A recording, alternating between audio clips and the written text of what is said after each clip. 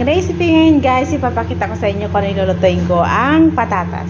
Nagpakulo ako ng tubig na may asin at mantika, tapos sinulo ko yung patatas. Slicein nyo lang guys na cubes, ganyan lang. Hintayin yung lumambot, tapos strainer natin. Ingredients ko ipapakita ko sa inyo.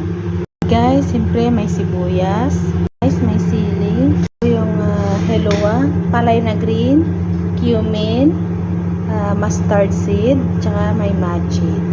Meron pong kurkum, merong curry powder, black pepper, tsaka paprika. Guys, umpisa na po tayo. Kawali. Guys, sa kawali, huwag ka muna maglalagay ng kahit ano. Ito muna ng cumin, yung mustard seed, at tsaka itong helloa. Isasangag lang muna natin siya guys.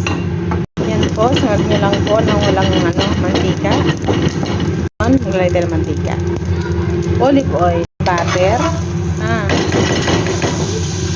sibuyas,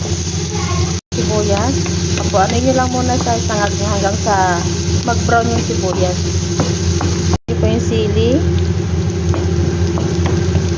Pag mapula na po yung sibuyas, ilalagay na po natin itong kurkum, curry powder, black pepper, tsaka paprika.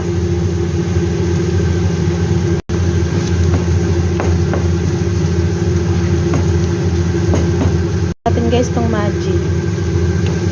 Tayo ng cornstarch guys, isang kutsara. Haluin nyo lang po ng haluin hanggang sa maging maganda na siya.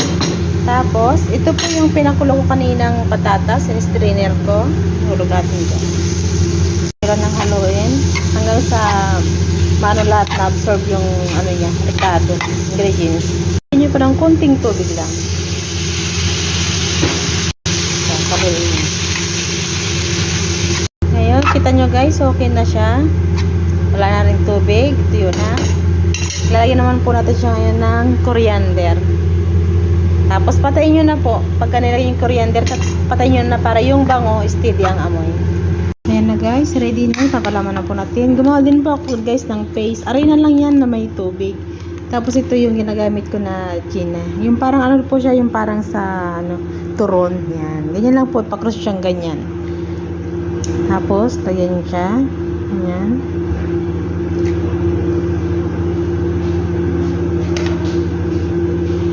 Tapiin nyo. Lagyan nyo ng paste. Tapiin nyo ulit. Tapos, tapiin nyo ulit. Lagyan siya ng paste. Tapos, ganyan na po. Mamaya, iluluto po natin. Ayan na guys. Tapos na. Ngayon, ito na po. Isang plat lang na kawali guys, tapos lagyan nyo lang ng oil.